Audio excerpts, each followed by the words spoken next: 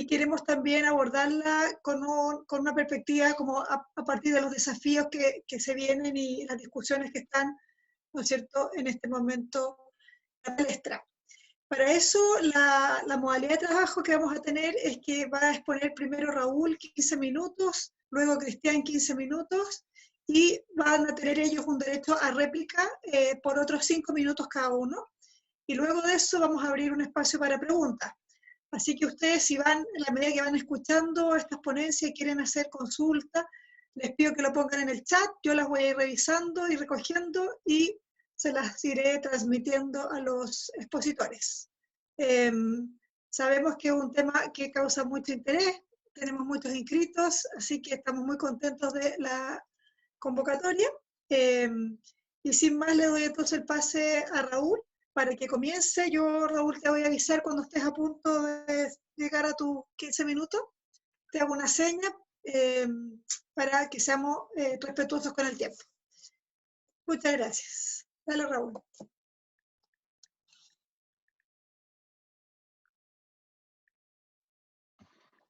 Bueno, buenas tardes.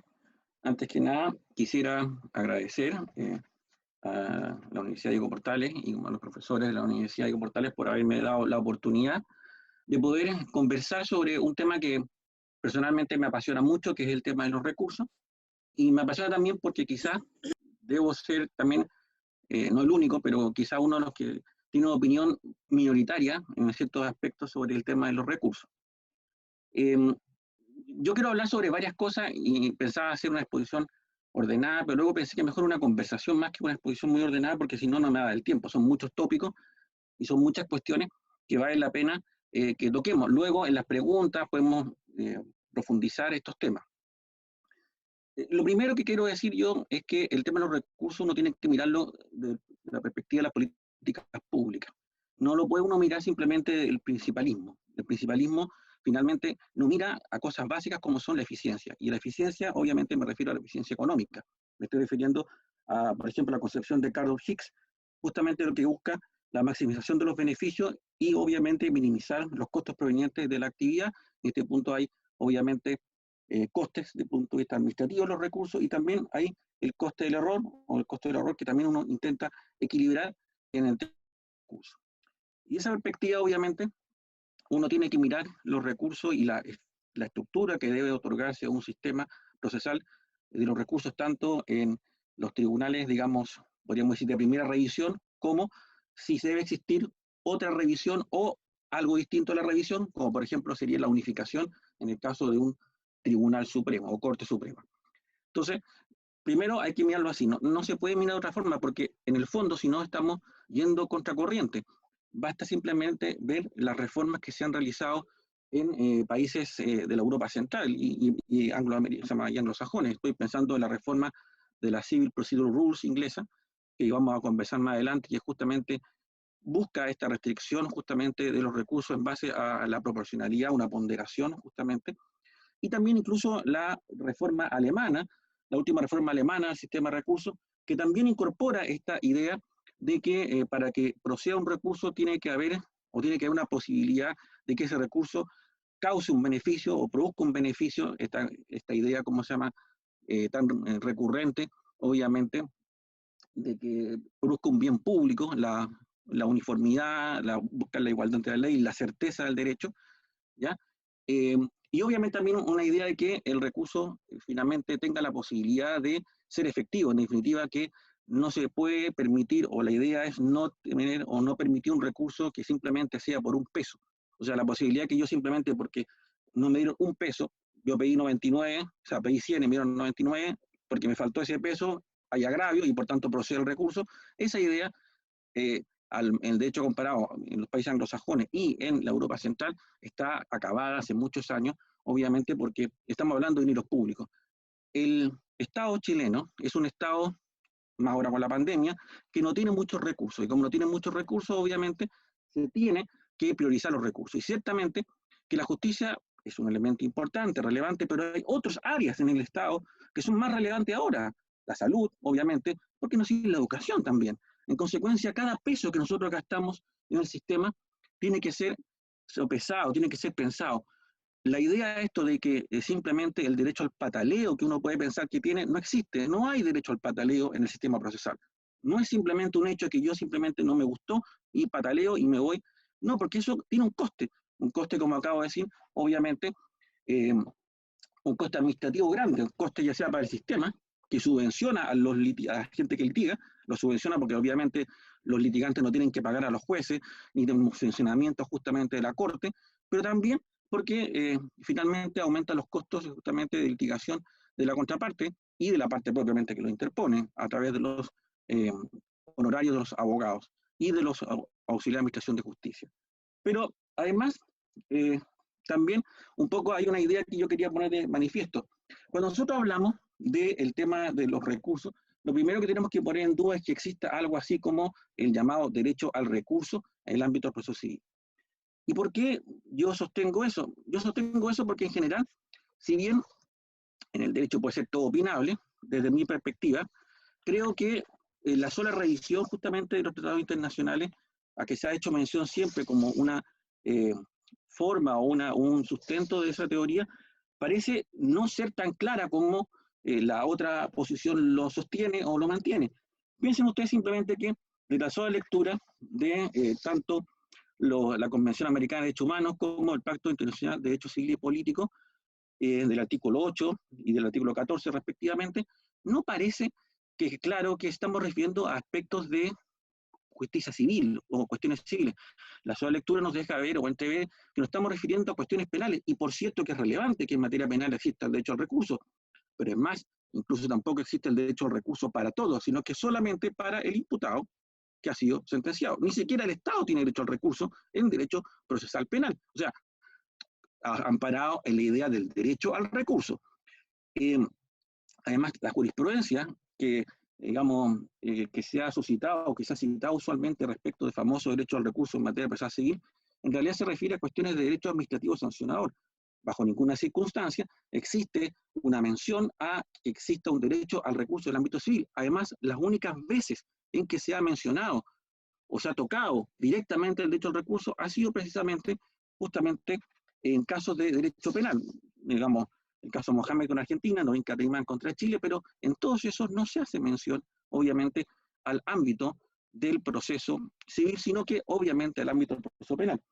Además, basta simplemente con mirar también lo que es los tribunales constitucionales europeos.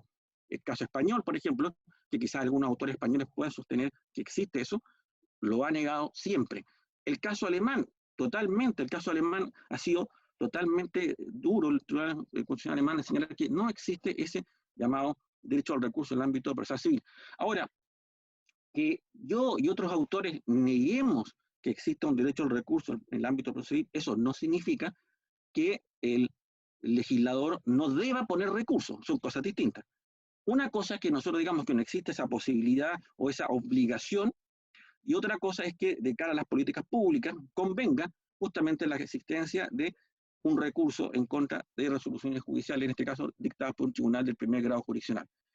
En general, en casi todos los países del mundo se ha establecido una suerte, podríamos decir, de ponderación entre si tú tuviste un primer grado con todas las garantías, un primer grado ante jueces especializados, un primer grado bastante completo donde pudiste ejercer tu derecho de defensa y tuviste acceso a la justicia, que es lo relevante, la posibilidad de reducir los recursos en contra de esa resolución a sentencia definitiva no parece ser muy complejo. Otra cosa es cuando nos encontramos frente a procedimientos en los cuales justamente existen limitadas posibilidades de defensa, en este caso el demandado, en cuyo caso sí se reconoce, y la legislación lo ha establecido así, la posibilidad de un recurso ante un tribunal, digamos, superior. Pero dicho incluso eso, pensemos simplemente en la idea de, si nosotros tenemos la posibilidad o tenemos la idea de tener un recurso ante un tribunal superior, también tenemos la necesidad de tener un cierto grado de selección de casos del Tribunal Superior. Estoy pensando en las Cortes de Apelaciones. Además está decir que la idea de un sistema de selección de casos en las Cortes Supremas o Tribunales Supremos es algo que ya más o menos está asentado. Yo creo que existen pocas voces que se niegan a la selección de casos por parte de los tribunales superiores de justicia, en este caso estoy hablando de las Cortes Supremas o Tribunal Supremo. Pero la pregunta de si es necesario también un sistema de selección de casos respecto a las Cortes de Apelaciones, también es un tema que se ha discutido en el extranjero. Insisto, la reforma inglesa y la reforma alemana están mirando justamente a eso, porque la idea de que nosotros tengamos cortes de apelaciones o tribunales de segundo grado o tribunales, digamos, de segunda instancia, como quiera usted llamarlo, dependiendo del tipo recursivo o el tipo de recurso, si ordinario, extraordinario, ya, el que se puede implementar, atochadas con miles de casos, lo que hacen esencialmente es que no tengan posibilidad alguna de poder digerir o establecer o generar jurisprudencia de calidad. Se pasa simplemente haciendo esto de muchos casos que se solucionan rápidamente a través de frases sacramentales, sin mirar mayormente justamente lo que se está fallando y sin atender justamente a los intereses del derecho. Me estoy refiriendo justamente a la posibilidad de crear, como yo mencionaba hace un rato, crear un bien público. La justicia civil, para que nosotros invertamos en ella, necesitamos que sea posible crear o generar un bien público. Hace algún tiempo atrás publiqué yo un artículo sobre este punto en la revista de la Pontificia Católica de Chile, justamente sobre con otro autor, con un colega mío y discípulo mío, Nicolás Carrasco, sobre este punto, en lo cual pusimos a manifiesto la existencia de esa idea de el bien público que se genera y obviamente tiene que ver con la idea de crear un cierto grado, una jurisprudencia vinculante, una idea que permita a los ciudadanos guiar mejor su vida a través del derecho. Entonces, ciertamente que eso se produce en estos países. Simplemente a modo de ejemplo, si ustedes leen el actual parágrafo 522 de la Civil Prozessordnung alemana, dice que el tribunal de apelación deberá comprobar de oficio si el recurso de apelación en sí procede y se han interpuesto los fundamentos de forma y plazo, hasta ahí están los típicos requisitos, ¿ya? Si carece de fundamento, bla, bla, bla, y luego dice, el tribunal de apelación desestimará el recurso por medio de un auto adoptado por unanimidad inmediatamente cuando al respecto tenga el convencimiento que la apelación no tiene ninguna posibilidad de éxito. La apelación no tiene ninguna posibilidad de éxito. Segundo, el litigio no tiene especial relevancia, no genera bien público. Y tercero, la formación del derecho o el aseguramiento de una jurisprudencia unificada no exige una resolución del Tribunal de Apelación. ¿Qué les parece eso? ¿Les parece que estamos hablando de la idea del derecho al pataleo o estamos hablando de un bien público? ¿Ustedes saben cuánto cuesta mover una corte de apelaciones? Para que nosotros generemos bienes públicos, para que en realidad la corte conozca un puñado de casos, estoy hablando de no más de 4 o 5 casos por día, necesitamos tener tiempo, necesitamos tener casos importantes, no tener una tabla en la cual se ven muchas apelaciones, muchos recursos extraordinarios, finalmente en que uno termina corriendo y finalmente termina con las típicas cosas de la apelación de vista se confirma, u otras, o modelos para resolver recursos extraordinarios, justamente como las nulidades en materia laboral. Entonces, si nosotros somos serios, si nosotros pensamos que la justicia es algo serio y no es chacota, ciertamente nosotros tenemos que tener esa idea. Si nosotros queremos una corte de apelaciones correcta, que tenga pocos casos, necesitamos tener un sistema de selección de casos en base a ese equilibrio. En Inglaterra es lo mismo. En Inglaterra no se va a aceptar una apelación si es que no tiene alguna probabilidad de que una prognosis de que esta puede ser acogida. Y esto es simple y puro análisis económico del derecho. Es simple y puro análisis económico del derecho. ¿Y por qué es simple y puro? Porque efectivamente, en este caso, la posibilidad de error, si es baja la posibilidad de error, pero son muchos los costes que produce el conocimiento de ese recurso, no existe o no debería haber recurso, o se debería desechar el recurso. ¿Eso es compatible con el debido proceso civil? Por supuesto, el debido proceso civil no es lo mismo que el debido proceso penal. El debido proceso civil tiene sus características y sus normas y su contorno distinto. Pensar lo contrario, obviamente, es confundir los planos. No se puede pensar que el derecho procesal civil y el derecho procesal penal son la misma cosa, ni tampoco que el debido proceso de uno y el otro son simplemente una especie de espejos que se reflejan el uno en el otro. Ciertamente estamos hablando de cosas distintas. También hay que tener en consideración, obviamente, que esta discusión sube también al ámbito de las Cortes Supremas.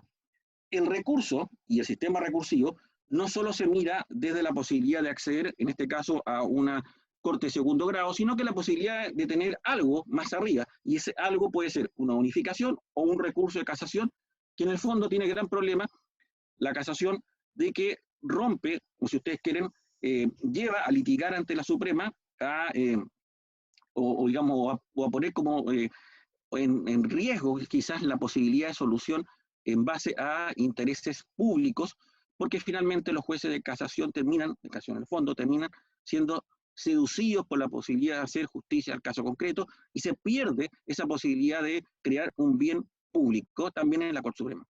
Ahora, en cierta medida, y acá yo, si bien yo antiguamente decía que la Corte Suprema solo tenía que ser un tribunal de unificación, yo la verdad es que en todo caso, en los sistemas europeos en general, a diferencia de los angloamericanos, uno puede decir simplemente de que también los sistemas europeos, y esto estoy recogiendo la idea del profesor Pablo Bravo Hurtado, que ha publicado varias veces en su tesis, justamente, de que en el fondo también en estos países existe la unificación solamente que en aquellos casos en los cuales la Corte Suprema en pleno justamente conoce un puñado de casos y genera jurisprudencia vinculante, y eso pasa en España, pasa en Francia, pasa en Italia, pasa en Alemania, etc.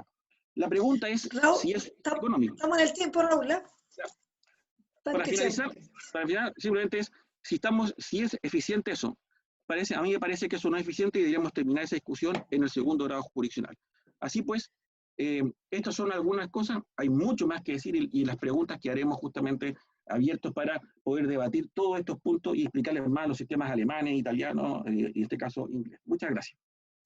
Bueno, muchas gracias a ti, Raúl. Le damos entonces la palabra a Cristian Riego para que continuemos esta conversación. Dale, gracias. A ver, yo quisiera tratar de, como dice Raúl, yo creo que este es un problema complejísimo, pero tratar de buscar una manera de simplificarlo, que necesariamente va a ser reducir sus alcances y hacer probablemente demasiada simplificación. Por otra parte, quiero decir que lo que yo voy a decir se va a referir, precisamente por la complejidad del problema, solo a la primera revisión, digamos, al primer grado de revisión. Eso ya es suficientemente complejo como para, no voy a abordar temas como los que abordó Raúl, y en general yo de acuerdo con él sobre otros recursos ante la Corte Suprema o de unificación jurisprudencial que no podría incorporar en un esquema más simplificado. Ahora, también quisiera decir que yo creo que debemos poder avanzar en la discusión, porque hasta ahora la discusión, y a lo mejor ha sido necesario que ha sido así por muchos años, yo diría por unos 20 años, ha sido una discusión bien binaria. Pero yo creo que está agotada. ¿Cuál es la discusión binaria? Primero es sobre apelación versus casación o nulidad, a propósito fundamentalmente de las reformas procesales penales. Esa discusión se archiagotó y yo creo que hoy día podemos sacar conclusiones más o menos claras. La conclusión es que tanto la apelación como la nulidad tienen enormes problemas y no son mecanismos por sí solos, así, de buenas a primeras, de acuerdo a sus tradiciones, digamos, más largas, soluciones suficientes. Por lo tanto, el problema es complejo. Después, en los últimos 5 años, probablemente aquí en Chile y en América Latina en general, hemos estado discutiendo la cuestión de si el derecho al recurso, si es un derecho o no el derecho al recurso, o cuál es el alcance del derecho al recurso. Yo también creo que esa discusión está bastante agotada. Como dice Raúl, yo creo que hoy día no es muy posible, no hay mucho de dónde sostener la tesis de que es un derecho, especialmente en el ámbito civil. O sea, sin duda lo es en el ámbito penal, pero en el ámbito civil. Sin embargo, esa solución, que yo la veo clara, no resuelve el problema, porque también es claro que eso no quiere decir que no haya que tener recursos, como dice Raúl. Eso nos lleva a tener una discusión de derecho interno de cuáles son los recursos apropiados para tener en un sistema, digamos, legal civil en este caso, o en cada una de las subsistemas no penales. Por lo tanto, creo que esas discusiones binarias ya deberíamos dejarlas un poquito atrás. O sea, eso no nos sirve seguir discutiendo eso. No nos va a iluminar el problema. Y yo creo que tenemos que pasar a una discusión más compleja, con más variables, en que cada una de las variables que examinamos nos va a llevar, creo yo, a mostrar que nuestro sistema, digamos que nuestra legislación, en el caso chileno, pero podría ser cualquier otro país, probablemente requiere cambios, requiere adaptaciones, ya sea de tipo legal o ya sea de práctica, ¿cierto? O ya sea de concepción incluso. Y entonces a mí me gustaría muy rápidamente pasar el examen a algunas de las que yo creo son las variables, digamos, que hay que tener en cuenta, no son las únicas, creo que hay probablemente muchas más, y que nos van a ir, digamos, marcando necesidades de cambio, mostrando limitaciones de los sistemas que tenemos, y en algún momento además nos vamos a encontrar con contradicciones entre estas variables. O sea, una cierta variable nos va a llevar, no sé, a tomar ciertas medidas y otra variable nos podría llevar a otras. Creo que además estas variables no nos llevan siempre a de nuevo al binomio ampliar o reducir. En algunos casos podrá ser que nos lleven a ampliar, en otros casos nos pueden llevar a tener que modificar la estructura procesal de cómo se conoce el recurso, o de la definición de cómo se constituye el tribunal que conoce el recurso, si es que queremos hacernos cargo de las necesidades expresadas por esas variables. Yo diría que la primera variable es la variable costos-tiempo, sobre todo en el ámbito procesal, o sea, dos variables, costos-tiempo, en el ámbito procesal civil, que yo creo que es una cuestión central en el ámbito procesal civil, y que no voy a abordar mayormente porque creo que, digamos, es un poquito la más evidente, ¿cierto? Mientras más recursos tenemos, mientras más revisión tenemos, los costos se elevan, especialmente respecto del litigante más débil, en el ámbito cuando se trata de asuntos patrimoniales o asuntos de tipo familiar o de esa naturaleza, ¿cierto? El que tiene más dinero tiene más capacidad para soportar mayor recursividad, el que tiene menos, digamos, eso lo limita o incluso lo puede inhibir a ejercer su derecho a acceso a la justicia. Sin embargo, quiero que claro, esta no es la única variable, es una que hay que tener en cuenta. O sea, no se puede discutir sobre los recursos sin analizar el costo y cómo ese costo y los tiempos, cómo esos costos y esos tiempos afectan los derechos sustantivos de las personas que recurren. No quiere decir que solo esa, y creo que sería un error hacerlo, solo por una cuestión de costo yo voy a resolver esta cuestión y no tomar en cuenta las otras consideraciones, pero me parece que es indudable que debe estar en la ecuación. Una segunda que a mí me parece, digamos, muy importante y que en Chile tendemos a no discutir, pero yo veo que aquí hay mucha gente de regiones, yo soy medio de regiones, medio de Santiago, pero cada vez más de regiones, pero que en la medida que me vuelvo más regionalista, me parece más clara esta cuestión. Y sin embargo, creo que las regiones no han sido muy... que es la cuestión, digámoslo así, de la estructura política. O sea, los recursos como los tenemos diseñados en Chile, tienden a concentrar el poder en Santiago. No solo el poder jurisdiccional. Digamos, conocemos múltiples grandes abogados y destacados abogados que para poder progresar en su carrera se tienen que venir a Santiago. Porque de otra manera es muy difícil sustentar una carrera, digámoslo así, de abogado litigante de primer nivel, ¿cierto? Viviendo en regiones. Y sin embargo, como que las regiones no protestan por esto. Yo podría litigar una causa en Punta Arenas, litigarla estupendamente en primera instancia, litigarla en segunda instancia y ganar en la corte, y sin embargo, digamos, si no tengo un buen abogado en Santiago, o mi propio abogado, o puedo yo financiar que mi abogado comparezca a las cortes en Santiago, y probablemente lo hará con desventaja, porque jugar de local es algo importante, ¿cierto? Muy probablemente muchas veces vamos a preferir un local que un provinciano que viene a litigar a Santiago, por múltiples razones que podría ser polémico que las abordara con demasiado detalle, y sin embargo, como que no, esta cuestión no se plantea. A mí me parece preocupante. Como yo me estoy convirtiendo en un provinciano, la voy a plantear cada vez con más énfasis.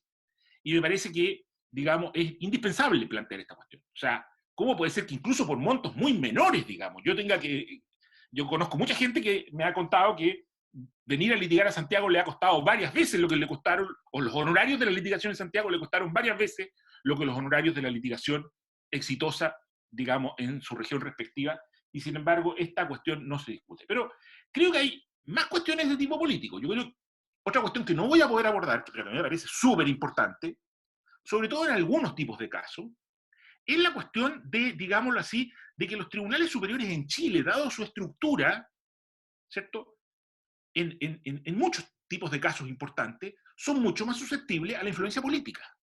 Entre otras razones porque, digamos, la designación de sus miembros pasa por los poderes públicos, ¿cierto? Esta cuestión tampoco creo que deba ser decisiva. Pero el otro día yo escuchaba una conferencia en España y plantea el mismo problema. En España un problema muy serio que tienen en todos los casos vinculados con corrupción, litigación con el Estado, medio ambiente, o sea, todos los casos más sensibles, es que los tribunales superiores, ¿cierto?, son tribunales, llamémoslo así, mucho más sensibles a las voces del poder. Por la forma en que está constituida la carrera, por la forma en que son designados, y a mí me parece que no hay que tomar en cuenta. Por ejemplo, en Alemania ellos rompieron con esa lógica. En Alemania, ¿cierto?, no sé si ustedes conocen, pero los tribunales están ordenados por función y no hay una vinculación entre la experiencia, la forma de designación del juez y su situación en una u otra corte. Entonces uno se encuentra con jueces muy jóvenes en las cortes superiores, jueces muy viejos en las cortes inferiores, precisamente porque lo que se busca es no crear esta disparidad, ¿cierto?, de culturas, que algunas veces tienen que ver solo con la edad y con la experiencia. En el caso nuestro yo creo que tienen que ver mucho con la forma de designación, ¿cierto? Los jueces que están en las cortes tienen que estar pendientes, si quieren progresar, de cuál es la opinión que se tiene de ellos, digamos, en el gobierno, digamos, en el Parlamento, eventualmente en los grandes estudios jurídicos que tienen influencia sobre el gobierno, sobre el Parlamento. Esto es una cuestión bastante evidente y que en el derecho comparado se discute ampliamente. A lo mejor la solución ahí tiene que ver con decir, bueno, tenemos que, yo creo, en lo personal, pero no es el tema de hoy, ¿cierto?, tenemos que reformar y tenemos que fortalecer la independencia de nuestros tribunales superiores. Pero bueno, es un tema que, pero mientras no lo hagamos, bueno, esto va a tener impacto sobre el sistema de régimen. En tercer lugar, diría yo, la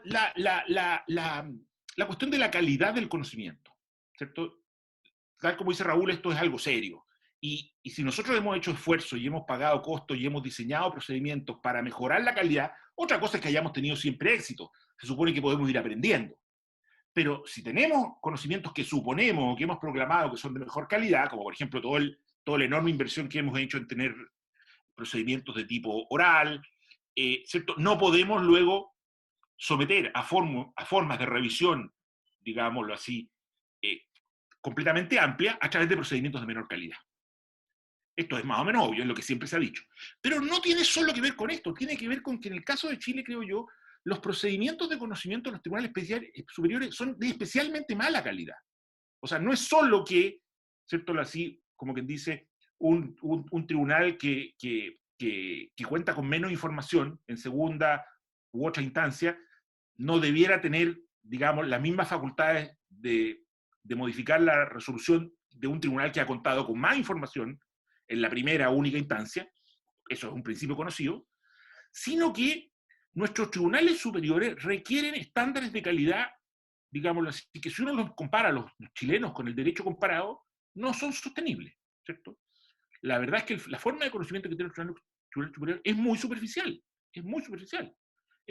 Digamos, por lo menos en las jurisdicciones que yo conozco, básicamente varias europeas y algunas anglosajonas, ¿cierto? Por ejemplo, los tribunales que revisan recursos como la nulidad, recursos como la casación, son tribunales que conocen al dedillo el proceso antes de la audiencia. Todos los jueces. Es más, en Alemania, por ejemplo, el juez, digamos, que preside la audiencia parte la audiencia con la presentación de una especie de proyecto de resolución que las partes van a poder discutir.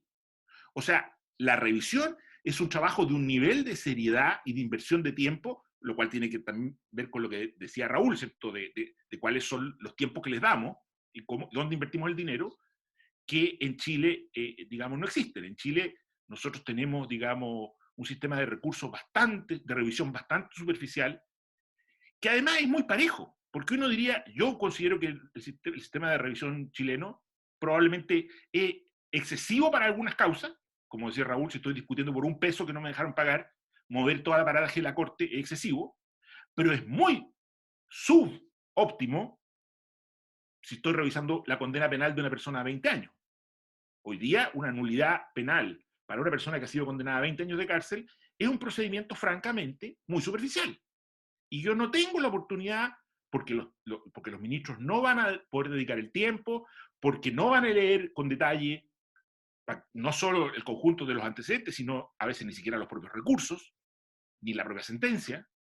Y yo tengo un alegato, no sé, de 15, 20, 30 minutos, donde tengo que tratar de llamar su atención para que ojalá presten atención y se aboquen a la revisión de aspectos que a lo mejor requerirían muchísimo más tiempo para poder, digamos, ser considerados. Entonces, yo creo que la cuestión de la calidad del método de revisión tiene múltiples dimensiones. Probablemente necesitamos una reforma en los tribunales superiores, necesitamos examinar, tal como dice Raúl, que algunos... Yo creo que tomarnos en serio la calidad en la revisión va a encarecer la revisión y por lo tanto eso hace más, digamos, más necesario meterle racionalidad, reservarla. Necesitamos menos revisiones, pero de mucha mejor calidad, diría yo. Por ejemplo, más revisiones en materia penal, me parece muy claro. Más revisiones a lo mejor en algunos asuntos de tipo civil, familiar, que son en donde se juegan grandes valores de gran importancia. Y a lo mejor menos revisiones en algunas materias en las cuales, digámoslo así, no es necesario. Y directamente vinculado con esto, yo diría una discusión que en Chile yo creo que está bastante atrasada, y con esto cierro ya, creo que podríamos identificar otras variables, que yo diría es la cuestión del margen de error. En Chile no hemos discutido a fondo la cuestión del margen de error, de cierto cuál es el nivel de certeza con el cual debemos resolver las causas de distinto tipo, y cómo esto hay que irlo graduando dependiendo de los valores y los intereses en juego.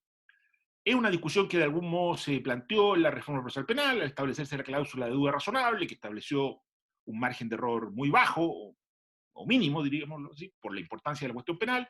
Luego, digamos, en el proyecto procesal civil se discutió, los miembros de la comisión estimaron que no era necesario, pero pareciera que cada vez se hace más claro que es necesario establecer una norma que establezca cuál es el, digámoslo así, cuál es el estándar de prueba necesario para dar por acreditado un hecho en materia civil, que sin duda va a ser más bajo que en materia penal, a pesar de que, digamos, bueno, me parece que esa es la conclusión más o menos obvia, y eventualmente podrían existir otros, digamos, o muy probablemente van a existir otros márgenes de error intermedio u otras normas de...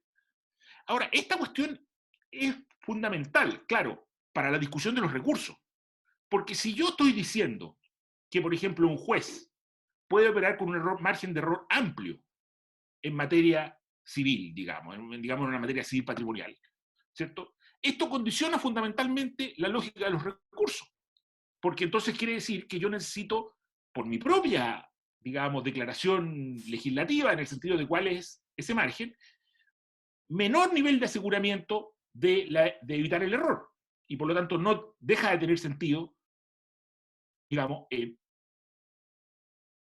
yo me acuerdo que hace un tiempo me tocó una conversación con un profesor. Se escucha Tengo muy cortado. claro que nosotros las causas civiles con un margen de error. ¿Perdón? Se escucha un poco cortado, Cristian, y estamos en el tiempo. Estás con problemas de conexión, parece. Ahora, ¿Sí? por ahí me espera. Ahí. Sí, si puedes ir cerrando. ¿Ahí mejoró? Porque ya, ahí sí, ahí se escucha mejor. Estoy cerrando. Ya. Estoy cerrando. Lo que yo decía es que si nosotros a nivel de la norma, digámoslo así, básica que determina cuál es el estándar de prueba o cuál es el margen de error, declaramos que un juez civil puede resolver una causa con un margen de error de hasta un 49%, que es lo que normalmente se establece en el derecho comparado, ¿cierto? ¿Tiene sentido que invirtamos tanto dinero en la revisión respecto de eso? Uno diría, claramente no. A lo mejor esa misma norma nos indica que esa revisión debe reducirse a expresiones mínimas, que sean coherentes con esa misma decisión.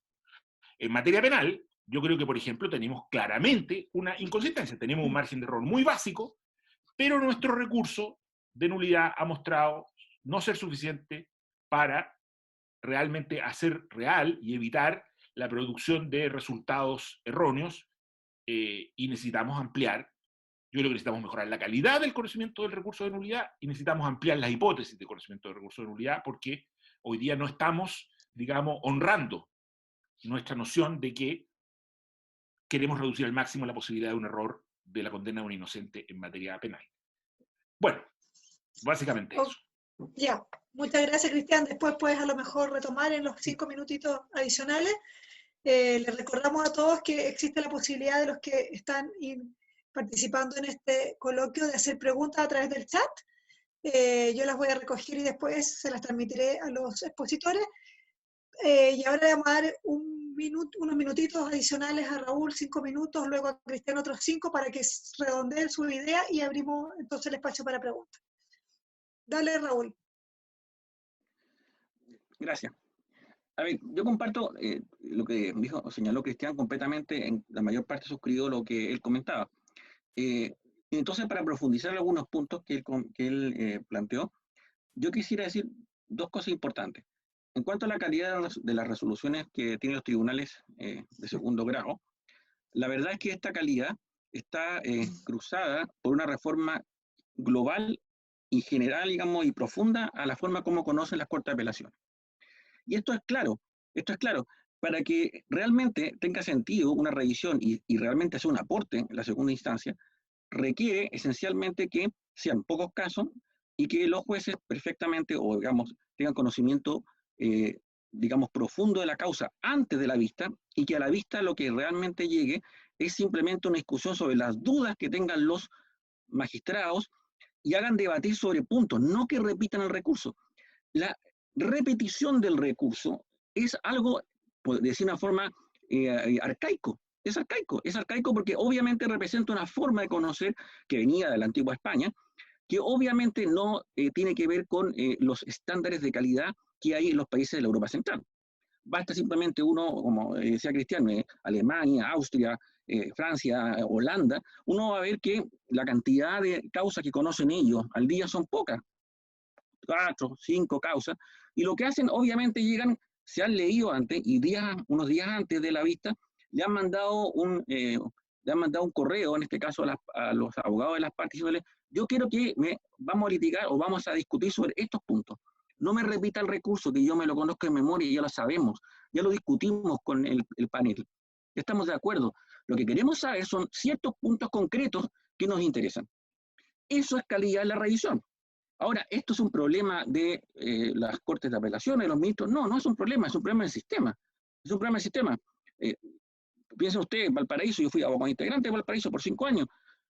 2 penales, dos nulidades penales, 2 laborales, más recursos de protección, más unas cuantas reales, o protecciones, como se le dice en la jerga, no protecciones de ISAPRE, ¿ya? Más una tabla civil, entre las cuales están las causas, ¿cómo se llama?, de familia. Entonces, en ese orden de ideas, la verdad es que la posibilidad de detenerse, de poder tener un conocimiento que sea, digamos, de mejor calidad, una aproximación creativa, una aproximación realmente profunda, que sea un aporte, que genere un bien jurídico público, si existe eso, obviamente es por pura fuerza de los ministros, pero el sistema está empecinado en que no sea así, está empecinado en que esto sea simplemente una revisión light. Y eso obviamente es porque el sistema está estructurado de esa manera. Y por tanto, como decía Cristian, obviamente que uno tiene que tener prioridades. Si uno piensa de que en cierta manera uno necesita tener más tiempo algunas cosas, la revisión penal podría tener obviamente una mayor preponderancia en la medida de que uno reduce la cantidad de las otras cosas que hay que conocer. Si en el fondo esto es lo que pasa en todas partes del mundo, si no es un problema. Y los países que no lo reconocen tienen justicias atochadas como Italia. Basta simplemente ver las veces que ha sido condenado Italia por retardo de la justicia. O sea, Italia es un país en que no funciona nada y la justicia no funciona. Y no funciona por miles de razones. Y una de las razones tiene que ver justamente por esta idea de que los italianos tienen incluso derecho a llegar a la Corte de Casación. Y eso obviamente es una locura. Y lo que ha llevado a que Italia sea condenada perpetua, digamos, y todos estos años tiene miles de condenas justamente por dilaciones indebidas en la Administración de Justicia. Ahora, si nos vamos a los países de la Europa Central, eso no sucede. ¿Por qué? Porque se racionaliza. Nosotros necesitamos tener cortes de apelaciones en segundo grado jurisdiccional que conozcan unos pocos casos, que puedan resolver y que tengan metas comparativas justamente respecto de la primera, digamos, revisión o el primer conocimiento. Y para eso se requiere un puñado de casos, y un puñado de casos significa tener que seleccionar. Y si tú no puedes seleccionar, ni siquiera no lo vas a poder hacer, y vas a tener simplemente una justicia de pandereta, como dirían los españoles. Y si quieres tener justicia de pandereta, está bien, pero hay que asumirlo, O sea, no podemos pensar ser primer mundo si seguimos pensando digamos, en la pandereta. Ese es el punto. O sea, insisto, Sí, súper bien. Muchas gracias, Raúl. Queda clarísimo. No sé, Cristian, ¿quieres agregar algo también? Solo un punto que me preocupa. Yo creo que a mí me gustaría, no lo he hecho, pero a mí me gustaría alguna vez sacar la siguiente cuenta. ¿Cuántos de los recursos que se ven en las cortes chilenas son promovidos por el propio Estado? Yo creo que sería interesante. Y entre otras por los organismos de defensa pública. Por supuesto, además están los otros organismos del Estado que litigan. Y yo creo que nos encontraríamos con alguna sorpresa. En países del mundo que me ha tocado conocer en esta materia, eso no es así. Por ejemplo, en los países anglosajones en general, el derecho a contar con una defensa profesional financiada por el Estado se agota en la primera instancia. La posibilidad de acceder a una apelación financiada por el Estado es algo que la defensa pública estudia y resuelve. O sea, si a la defensa pública le parece que un caso merece invertir dinero en ser apelado, la defensa pública lo toma. Si no lo toma, ¿cierto? El Estado no financia ese recurso. Y el imputado, como existe el derecho al recurso, tendrá que sostenerlo solo. A ese nivel se llega. Porque claro, muchas veces el imputado quiere decir quiero apelar igual, pero la defensa pública considera que no hay base, bueno, entonces lo hace solo. Por supuesto que para ellos sería impensable hacer esto en todo el resto de las materias, ¿cierto? En el resto de las materias en general el financiamiento público es mucho más limitado que acá, pero en ningún caso supondría financiar masivamente recursos contra sentencias, digamos, en materia laboral, civil, familiar, incluso por hechos que a veces son bastante insignificantes. O sea, no es solo que las partes, que los chilenos sean muy litigantes, es que el sistema de estructura de la defensa pública también lo está incentivando. Y habría que ver también qué pasa, por ejemplo, con los otros órganos del Estado que litigan, que yo creo que también en general están incentivados por una serie de criterios para litigar hasta el final.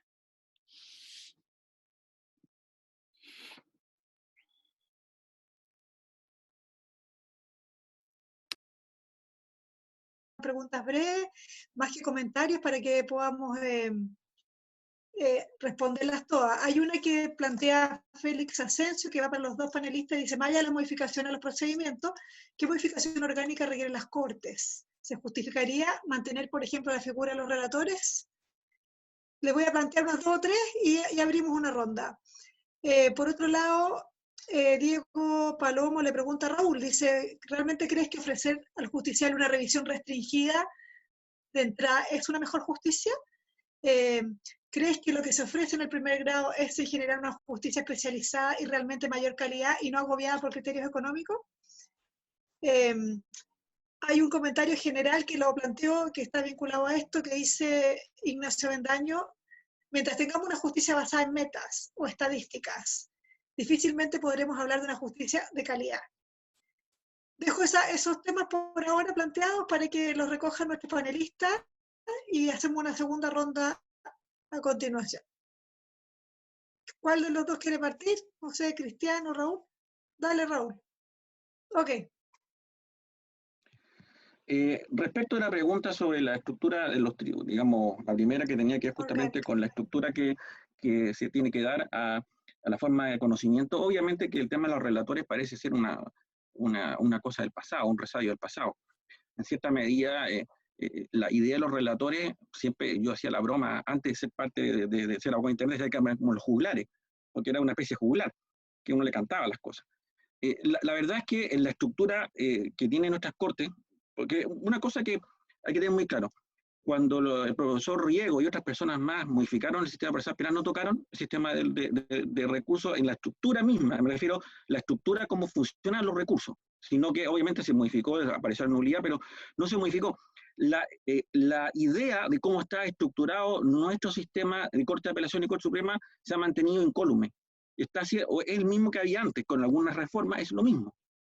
En consecuencia, ese sistema está estructurado o está pensado para una justicia de otro tiempo, de otro planeta, de otro, digamos, del pasado, ¿ya? Y ciertamente que en esa estructura la idea de los relatores parece ser una idea correcta, pero si nosotros vemos de que, bueno, y pensaba obviamente en una gran cantidad de recursos, una gran cantidad de cosas que tienen que resolver, Entonces, claro, eso ayuda porque los relatores le cuenta el caso, entonces brevemente el juez no tiene idea de nada de lo que pasa antes, simplemente llega y se desayuna con lo que le cuenta el relator, escucha el recurso por primera vez cuando hacen los alegatos, y luego se juntan y terminan y deciden. Se juntan a un rato y se toma el acuerdo. Y ese acuerdo finalmente se redacta por digamos, en este caso, quien tiene el turno, ¿ya? Que puede ser cualquiera de los tres o el agua integrante, ¿ya? En esa estructura, obviamente, la posibilidad de que digamos, sea de mucha calidad se da, pero eso es a pura fuerza de los ministros, o sea, a la fuerza interna, al conocimiento de los propios ministros, pero el sistema se lo hace difícil, porque el sistema está pensado para una máquina de producir. Está pensado. Y una máquina que produce cosas más o menos, digamos, seriales, podríamos decir. Eso está pensado para eso. Y obviamente que, por tanto, no es culpa, digamos, de los integrantes, sino es culpa de la estructura. Y por tanto, los relatores deberían desaparecer, en mi opinión, porque si uno piensa que conoce pocos casos, esos pocos casos se pueden designar entre los tres ministros. Le corresponde esta semana al ministro tanto hacer las propuestas de una especie de esquema de resolución de los casos que va a tocar mañana, y así, y luego se discuten, y luego se llama, se conectan con el abogado, ¿cómo se llama?, de las partes, para saber sobre qué quieren que alegue. Eso así funciona en Europa Central, y siempre ha sido así. Y en el fondo eso produce una mayor calidad de las resoluciones judiciales, insisto. No significa que en Chile no haya resoluciones de calidad, las hay, pero insisto, eso a pura fuerza de los miembros, de los integrantes del Poder Judicial, porque el sistema eso lo hace duro. El sistema va pensado justamente en la idea de sacar muchas cosas parecidas, ¿ya? Sobre la revisión restringida y la calidad, obviamente, a ver, yo creo que lo que decía el profesor Palomo, en términos generales, la idea de los tribunales del primer grado especializados, si son mejores o no, yo pienso que obviamente pueden haber problemas en la justicia especializada. Estoy pensando en los tribunales laborales, estoy pensando en los tribunales, ¿cómo se llama?, de familia, ¿ya? Y si tuviéramos una justicia civil, también podría tener problemas. Pero la verdad, hay un tema o un concepto en derecho, análisis económico del derecho, que son los costos alternativos. ¿Qué prefiere el profesor Palomo? ¿Prefiere, en definitiva, el costo alternativo de invertir más en la revisión o invertir abajo en el primer grado? ¿Qué produce más beneficio? A mí me produce más beneficio, o va a producir más beneficio directamente invertir en el primer grado que en las cortes. Es lógico. Eso es análisis, o sea, es el costo alternativo. Es más eficiente invertir abajo que invertir arriba, por la estructura misma. Y porque en definitiva nunca vas a poder tener una corte preparada, porque si quieres recibir miles de casos, en consecuencia tienes que tener miles de jueces, entonces al final la idea de la pirámide se destruye, porque va a tener una pirámide invertida, porque va a tener muchos más jueces finalmente en las cortes, porque necesitas, para tener una mejor, si quieres invertir más, tienes que tener más jueces y más jueces y más jueces. O sea, las cortes van a ser de, no sé, van a ser de 9, 10, 15, 20, 30 salas. Entonces, el punto es, yo estoy de acuerdo con él, yo estoy de acuerdo, efectivamente puede haber problemas, pero invertamos entonces abajo, costo alternativo, ¿ya? Y obviamente una revisión restringida si tiene que ver con la justicia. Bueno, el tema con una decisión justa pasa por el debido proceso, si se ha respetado el debido proceso, y el debido proceso en materia procesal civil no es el mismo que en materia procesal penal. Si tú tienes la posibilidad de acceso a la justicia en primer grado de calidad, la verdad que la posibilidad de la revisión debe ser excepcional, y a su vez tiene que ser en base a una revisión real, y tiene que ser sopesando justamente los costos y la eficiencia económica. Yo, sinceramente, no lo veo tan problemático, pero bueno, obviamente que todo esto es discutible y están abiertas las opciones, obviamente, al otro, pero insisto, nosotros tenemos una cantidad limitada de recursos que hay que invertir. ¿Dónde prefiere usted invertirlo? ¿En las cortes de apelaciones o en los jueces de primer grado? Elijan ustedes. Muy bien. Cristian, ¿cómo lo ves tú? Cosas sobre la pregunta de reformas orgánicas, diría, o de los tribunales superiores. Yo creo que hay muchas cosas que discutir, pero me gustaría plantear dos que me parece pueden ser interesantes. Una es que yo creo que hay que terminar con la forma de la carrera judicial, como la conocemos. Yo creo que a lo menos, si excluimos a la Corte Suprema, o sea, entre los jueces y los ministros de Corte de Apelaciones, hay que establecer un sistema mucho más claro de promoción por mérito y puro mérito, y un mérito ciego, digamos, en serio, digamos, terminar con todo tipo de tráfico de influencias y manipular, digámoslo así, incentivos a la amistad con los políticos u otras autoridades, digamos, eso me parece fundamental. Creo que en eso Chile está atrasado, no respecto del mundo, respecto a América Latina. Un sistema como el chileno, por lo menos formalmente, no existe en el resto de América Latina, donde ya eso se superó, sin perjuicio que haya otras corruptelas, digamos, a lo mejor hasta peores, pero por lo menos formalmente eso no existe. Y una segunda cuestión y además yo creo que deberían mezclarse, o sea, que debieran los jueces cumplir funciones en las cortes de apelaciones o en los tribunales de pequeñas o ciudades, medianas ciudades, unipersonales, bipersonales, de tres miembros, con prescindencia de en qué estado de su carrera se encuentre.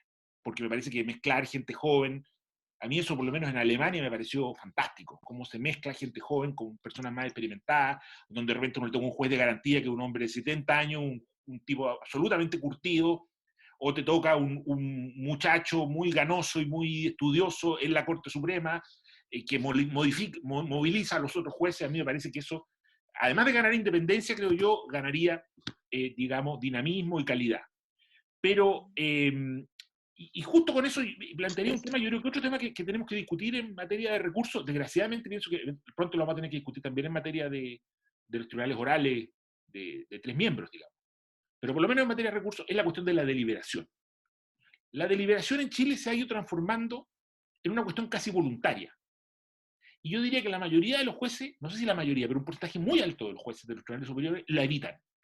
Porque consideran que entran en problemas, digamos, hay muchos casos pendientes, entrar a discutir con sus colegas puede ser un poco odioso, puede deteriorar la calidad de funcionamiento. Cuando yo creo que la deliberación, o sea, el analizar y el someterse a la crítica de los colegas, es uno de los actos fundamentales, sobre todo del proceso de revisión. Eso se ha ido degradando entre nosotros. Y yo creo que tenemos que poner énfasis en eso, en el entrenamiento, en establecerlo como una actividad central de la función de los jueces. Y yo creo que ahí en la falta de deliberación, o una deliberación muy breve, o automática, o poco reflexiva, en que no tenemos una metodología de esto, de como decía Raúl, que en Europa viene un juez con una propuesta, y esa propuesta es discutida, es leída por los otros y es discutida, digamos, en alguna instancia con las partes, pero también entre ellos, es una cuestión fundamental en la calidad de los recursos a la que yo le prestaría mucha atención. Ok, muchas gracias. Siguen llegando preguntas, así que voy a tratar de condensarlas. Si no alcanzamos a revisarlas todas, les pido disculpas de antemano, pero el tiempo apremia. A ver, aquí Ana Osorio dice a cualquiera de los dos profesores si creen que la especialización de las Cortes de Apelaciones contribuiría a una mayor calidad de las decisiones. Andrés Oliver dice también para ambos, ¿qué rol creen que debería cumplir la inteligencia artificial en un proceso de racionalización de la justicia? Gerardo pregunta, ¿se justifican los abogados integrantes? Y hay una pregunta para Raúl, otra más, ¿cuáles serían él o los criterios de selección de casos que podría optar para ser revisados mediante un recurso por un tribunal superior? Llegaron unas 3 más, pero para ir acotando para no alargarnos demasiado. De nuevo les doy la palabra. Ya. Bueno, a ver, en cuanto a la especialización de las Cortes de Apelaciones, sí, eso ayuda, obviamente que ayuda, pero la verdad es que nosotros tenemos que pensar que la especialización de las Cortes tiene que ser en serio. Y ustedes dirán, bueno, ¿cómo es que significa que no sea en serio? A veces uno ve que en las Cortes hay personas especializadas o jueces especializados que en realidad no son especializados, sino que están ahí por una cuestión simplemente de podríamos decir, ubicación o llegada. Entonces, ojo que la especialización tiene que ser en serio. Y ahí comparto lo que decía Cristian sobre la idea de cambiar justamente a una magistratura profesional. O sea, la idea la idea esto de un poder judicial totalmente burocratizado, que uno entra, digamos, de pequeñito y sale, digamos, medio muerto a final del camino, me parece una mala idea. Me parece una mala idea porque en el fondo lo que tenemos que tener son las personas que sepan más sobre determinados temas. En los países anglosajones en general, la justicia, o los jueces en realidad, tienen que ver justamente con sus conocimientos. Son gente que ha ejercido muchos años la abogacía antes, o ex profesores. Probablemente si estuviéramos en Estados Unidos, digamos, es probable que en alguno de sus estados, finalmente, gente como don Enrique Barros no sería ministro de la Suprema, digamos, abogado integrante de la Suprema, sino que llegaría en su última etapa, cuando esté a punto de jubilarse, como juez de letra. Y sería excelente, ¿no? Y en el fondo eso es un poco la idea. La idea tiene que ver justamente con traer, ¿cómo se llama?, las personas que más sepan a los ámbitos, y eso yo creo que eso haría que la especialización sea aún, digamos, más fructífera, en consecuencia. Por eso que yo sí, las cortes deben especializarse, pero ojo, una especialización real, ¿ya? No simplemente una mascarilla o una máscara de especialización, porque en el fondo no siempre, o nosotros como entendemos, los países de la órbita de la justicia derivada estructural o del Poder Judicial derivado de Francia, son especializados en el sentido fuerte de la palabra. Aquí en Chile la gente puede ser especializada en el sentido débil de la palabra, ¿ya? Entonces eso es un tema. En cuanto a la inteligencia artificial, ciertamente la inteligencia artificial yo creo que debe jugar o debería jugar un papel importante o relevante justamente respecto de ciertas materias. La otra vez en una conferencia sobre la pandemia, al principio de la pandemia, la ministra de la Corte Suprema señalaba que se va a inaugurar o sea, estructurar un programa justamente de inteligencia artificial para resolver las protecciones de ISAPRE. Lo cual es un avance, yo creo que es un tema relevante, creo que la inteligencia artificial juega un papel importante, ya juega un papel importante en una serie de resoluciones que son, digamos, que son un poco, digamos, podríamos decir, masivas y digamos, con criterios ya fijos que podrían ser asumidos por la inteligencia artificial y por tanto, digamos, sacar de esto de la órbita de las cortes de apelaciones. Imagínese usted simplemente el hecho de gastar tiempo en las ISAPRE, con los problemas que genera. Son muchos recursos de ISAPRE y finalmente incluso a veces se producen errores de como se hace corte y pega de la persona anterior, finalmente terminan a veces personas que son del ISAPRE, digamos, con errores de nombre, que finalmente el recurso interpuso Juanito Pérez, pero claro, como se cortó y pegó el anterior, aparece Pedrito Pérez, justamente que le consiguieron la ISAPRE cuando era Juan Pérez quien había sido justamente quien la ha interpuesto. Eso se puede reducir o hacerlo mucho más rápido a través de los programas justamente de inteligencia artificial que permitirían solventar estos problemas, digamos, y ser mucho más eficientes y además restar ese espacio y tiempo a los magistrados para dedicarse a las otras cosas relevantes, justamente, que no son tan mecánicas como en esta circunstancia. Respecto al abogado integrante, a ver, yo fui abogado integrante durante 5 años. Yo creo que el abogado integrante lo que tiene que uno es modificarse, digamos, la estructura, a ser magistrado suplente. Yo creo que primero hay que aumentar la cantidad de tiempo de un abogado integrante, porque me parece a mí que el hecho de estar sometido a renovación cada año implica, o eso afecta su independencia. Tiene que haber una suerte de espacio de tiempo más largo en que están sujetos. Luego, obviamente, que las inhabilidades que se generan para los abogados en ejercicio son muy grandes.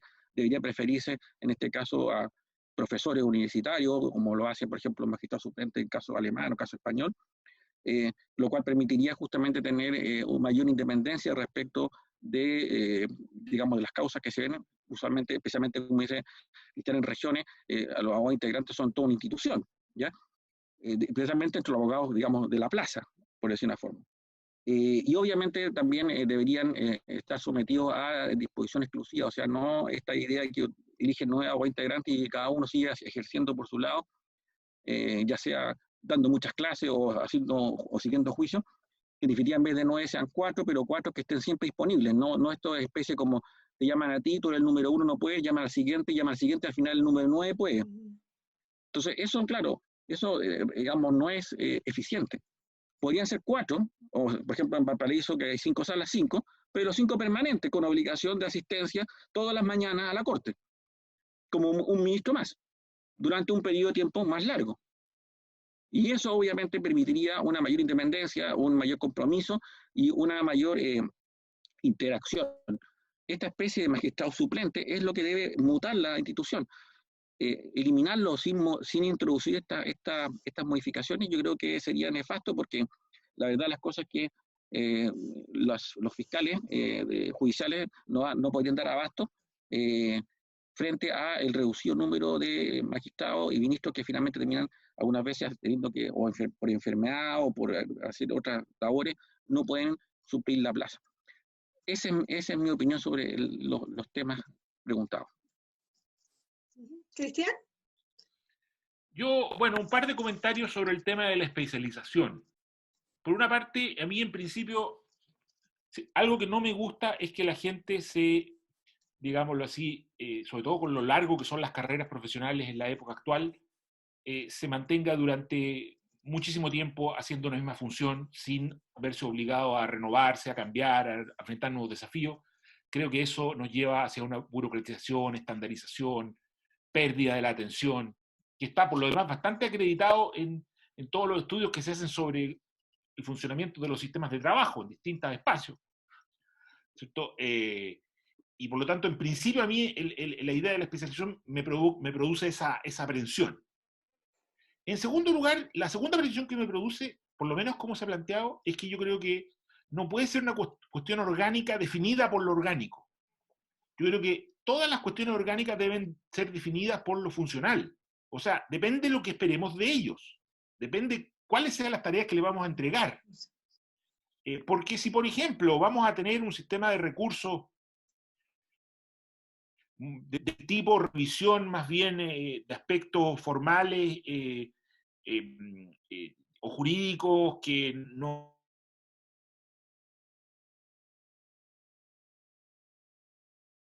es lo mismo que si vamos a tener recursos de apelación. Entonces, eventualmente uno podría decir, sí, yo quiero que las cortes sean especializadas, por ejemplo, que sean especialistas en debido proceso. Y a lo mejor para eso es bueno que manejen distintos niveles de proceso, por ejemplo, para que le den coherencia a un sistema como el nuestro, que es bien incoherente, que a veces busca darle mayor garantía a los juicios civiles que a los juicios penales. O sea, digámoslo así, podría ser que la especialización fuera por otro lado. Pero si alguien me dice, no, la especialización tiene que ser en derecho sustantivo, no sé, ¿es el principal problema de nuestras cortes los errores en derecho sustantivo? Yo creo que habría que hacer un estudio, pero si a mí me piden, yo diría no es el primer problema. Yo diría que es el cuarto o quinto. Yo creo que hay muchos problemas, como los que mencionábamos antes, de conocimiento, de acceso a la información, de cómo se relaciona el juez con la crítica a la prueba, digamos, el análisis de la sentencia, que son muy prioritarios por los del derecho sustantivo. Por lo tanto, si alguien me dijera hoy día la necesidad urgente de especializar en derecho sustantivo, yo diría que no. Los fallos chilenos, esa solución sustantivo, creo que tienen muchos problemas en otros aspectos de, por ejemplo, la calidad de la revisión. Estoy pensando fundamentalmente en materia penal, que es el más grave en esta materia, del análisis que se hace respecto del análisis que el juez de primera instancia hizo respecto de la prueba. Y ese otro tipo de especialización. No es probablemente tener mayores, digamos, conocimientos de derecho penal, no necesariamente me va a ayudar a eso.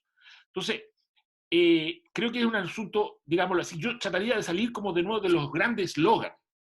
Desgraciadamente, la especialización de las cortes se ha transformado un poco en un eslogan, que yo creo que es reivindicado por algunos ministros, razonablemente, porque ellos quieren circunscribir su espectro de materias, digamos, y eso para ellos profesionalmente puede ser interesante. Creo que también es algo que es reivindicado por algunos abogados, pero yo creo que hay que examinarlo mucho más a fondo para ver si es lo que el sistema necesita. Sin por supuesto, descalificar esa visión, sino que hay que someter la crítica. Ok.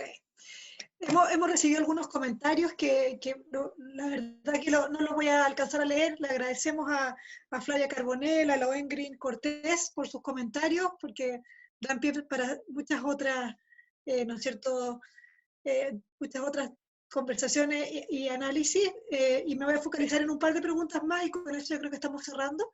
Una que viene de Carlos Gutiérrez, que pregunta respecto a los criterios de selección de los que hablaba Raúl.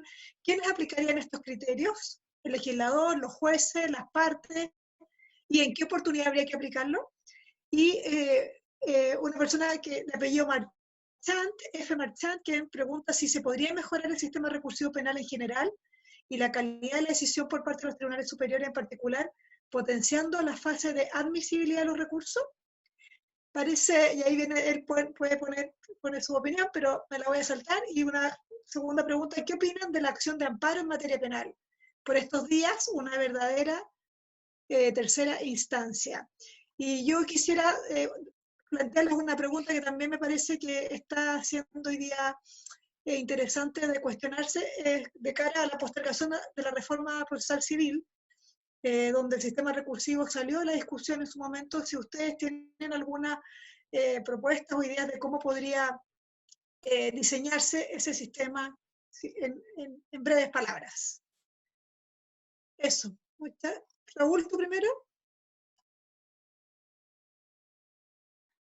Bueno, gracias por la pregunta, las tres preguntas. A ver, respecto, ¿cómo se llama?, de quién establece los criterios. A ver, aquí usualmente el propio legislador quien establece los criterios. Por ejemplo, en el caso inglés, en la Civil Procedure Rules así lo establece, y en el caso de la Civil Prozessordnung alemana, también son el juez que, o sea, perdón, el legislador que establece el criterio y los conceptos que van a utilizar. Ahora, son conceptos amplios que van a ser determinados obviamente por los tribunales, pero en todo esto está la idea de la importancia de la causa, de generar un bien público a través de la jurisprudencia uniforme, la idea de la complejidad, etcétera. Todo esto está detrás. Y obviamente una cosa muy importante, la probabilidad de que ese recurso tenga una posibilidad de llegar a buen puerto, o sea, de provocar la revocación de la resolución. En el fondo, en todo eso. Yo alguna vez propuse, en algún artículo publicado, una propuesta respecto de lo que podría ser en el caso chileno. Ciertamente que es la propuesta, digamos, sujeta a mucha crítica. Yo proponía que se estableciera una norma que dijera que el tribunal que conozca del recurso de apelación podrá, por la unanimidad de digamos, de la sala legalmente constituida, en cuenta declarar inadmisible el recurso. Y ello ocurrirá cuando los recursos que pretendan un cambio de decisiones adoptadas por los tribunales superiores sobre el conflicto en cuestión carezcan de fundamento suficiente para justificar tal cambio. Es simplemente una aproximación que yo postulé en su momento sobre cómo podría ser. La norma que redacté en el artículo que publiqué hace algunos años atrás, justamente es un resumen o una simbiosis entre la norma de la Civil Procedure Rules con la norma de la Civil Prozessordnung alemana. Un poco esa es la idea que yo tengo de cómo se debería estructurar. Ahora, siempre hay que dar un margen de discrecionalidad a los jueces. Recordemos que esto un poco también formaría parte de esta idea del case management. En definitiva, la idea de gestionar las causas. Si en definitiva la idea de gestionar las causas no solo se produce a nivel del juez del primer grado, sino que también el case management se produce a propósito de las cortes, ya sea del segundo grado como las Cortes Supremas. Nosotros no podemos tener un sistema rígido, ya, en que el juez no tenga la posibilidad de esta posible gestión de casos y que el legislador lo deja entregado en base a estos criterios válvulas amplios, digamos, que establecen en la legislación. Respecto de mejorar el sistema recursivo penal, la admisibilidad, bueno, ciertamente que sí se puede mejorar. Lo que pasa es que el sistema recursivo penal, en realidad, en Chile tiene que ver, en mi opinión, fundamental con la concepción que nosotros tenemos de el derecho. O sea, ya en Orín Catrimán quedó claro que el problema en Chile no es el recurso de nulidad, sino que es la concepción legalista que tenemos nosotros, que restringe las posibilidades del recurso de nulidad. El recurso de nulidad tiene más posibilidades, tiene más juego, pero nosotros en nuestra forma de entender el derecho, digamos, la tenemos absolutamente restringida y limitada, y eso obviamente genera problemas al momento de las revisiones que se pueden producir. Además, también hay que tener en consideración de que el recurso de nulidad, si nosotros restringimos o limitamos o reducimos la cantidad de recursos civiles que tengan, y cambiando un poco la estructura de las Cortes, podría también entrar a un conocimiento mucho más profundo con las reformas que el profesor Riego y yo hayamos comentado hace un rato. No creo que sea necesario una apelación a esta materia, basta simplemente con una modificación respecto de la forma. Ahora, incluso más, también se podría introducir la tercera causal de Mayer, incluso como está en la recurso de nulidad en materia laboral, la idea esta de infracción de la regla sana crítica expresamente en la norma, siempre y cuando nuevamente la cultura legalista chilena, estrictamente formalista, termina interpretando justamente esa norma como lo hacen las Cortes de Apelaciones en materia civil, que finalmente tiene que ser, aplicando, digamos, a rajatabla, la idea que tiene que ser evidente y tiene que ser justamente, finalmente termina siendo nuevamente formalista y restringiendo el acceso a la revisión. Sobre, ¿cómo se llama? Sobre la acción de amparo. Bueno, la acción de amparo finalmente, digamos, ha crecido mucho gracias a la idea de que a través de ella se está logrando una suerte de control de la ejecución. En definitiva, como tenemos jueces de ejecución penal, la acción de amparo ha suplido en parte esa inexistencia de esta institución y una ejecución, digamos, como la gente en Chile, porque en definitiva el proceso penal chileno está muy avanzado en muchas cosas, pero en este punto solo mantenemos una estructura un tanto antigua, en que no tenemos realmente una ejecución, digamos, controlada a través de un sistema garantista en este punto. Y claro, la acción de amparo creció inexorablemente sobre el punto. Ahora, yo creo que los controles que se ha utilizado tanto para el amparo como para la protección en Chile en la admisibilidad se han ido relajando. Se han ido relajando y en definitiva hoy la posibilidad que se rechace un amparo y una protección es bastante bajo. Cada día más se entiende que todos tenemos nuestro derecho al día en la Corte, la day in the court, y se ha interpretado en Chile que, bueno, todos tenemos el derecho al pataleo, vamos para arriba, y en definitiva que se rechace digamos, la protección o el amparo en sala, pero no se inadmite. Yo creo que eso es un tema que llama la atención sobre el punto. Y el tercero, no me acuerdo, el sistema recursivo, ¿cuál era la tercera pregunta? La tercera pregunta era, déjame ver, sobre... No, claro, la hacía también... Dame un segundito, por favor, que se me... ¿Qué opinan de la acción de amparo? Eso no, eso es lo que tú dijiste recién. ¿Sí? ¿Podría mejorarse el sistema de recursión? No, ya está cubierto. Eso sí. En el fondo ahí está todo. O sea, yo creo que el sistema, cada vez la acción de amparo y la protección se han convertido más en quizás, ¿cómo se llama?, en justicia de equity, como dirían los americanos, de justicia, digamos, de la equidad, como el profesor Larrucó lo ha dicho en algunos artículos últimamente.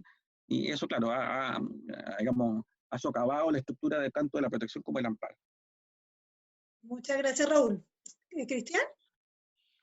Sí, yo un comentario, bueno, tengo la ventaja que Raúl se hace cargo de todas las preguntas y yo solo puedo elegir, puedo hacer como las cortes, elegir mi... Eso, selecciona. Exacto. No, yo quería hacer un comentario sobre el tema de, digamos, de los recursos y la reforma procesal civil, que yo creo que es un tema que fue fundamental en el desarrollo que ha tenido ese proyecto hasta ahora. Yo creo que ahí, digámoslo así, creo que el proyecto se equivocó de algún modo en cómo imaginó un nuevo sistema procesal civil. Cuando uno, digamos, conoce cómo funcionan los sistemas procesales civiles, tanto en el ámbito anglosajón, de los países más avanzados, diría yo, como en el ámbito europeo continental, uno se encuentra con que una parte central, y a veces la parte central del funcionamiento del sistema procesal civil, es un sistema en el cual van los ciudadanos de a pie, ciudadanos comunes y corrientes, digamos, el dentista al que le quedaron debiendo su honorario, el comerciante al que no le llegó a tiempo su producto, el constructor que no completó la construcción a la persona que le contrató la ampliación de su casa, y así por delante.